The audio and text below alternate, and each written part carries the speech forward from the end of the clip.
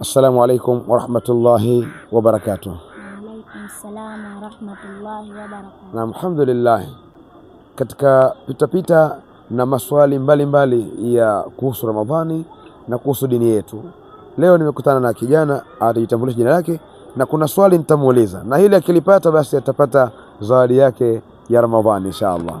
Jina lako nani? Naitwa Zalha Fakihi Mwalimu Said. Zalha Fakihi Mwalimu. Zalha, unasoma darasa gani? Nasoma Madrasatul Atfali Islamia Sahara Wete Pemba. Iliyopo Wete Pemba. Naam.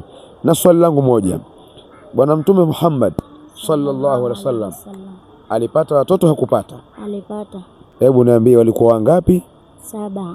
Hebu niambie basi auladun nabii sallallahu alaihi wasallam. Auladun nabii sallallahu alaihi wasallam, watoto wa Mtume Muhammad sallallahu alaihi wasallam, watatu ni wanaume na 4 ni wanawake. Watoto wa Mtume wanaume wangapi?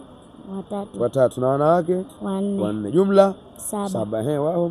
Wahum Qasim, thumma Zainab, thumma Kulthum, thumma Zainab, thumma rejea tena.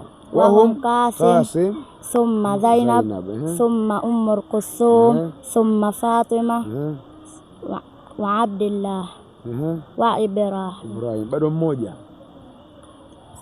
kuna mmoja hujamtaja. Umemtaja Qasim, Zainab, Fatima, Kulthum, Abdullah na Ibrahim. Hao ni 6. Kuna mmoja umemwacha, mkumbuke.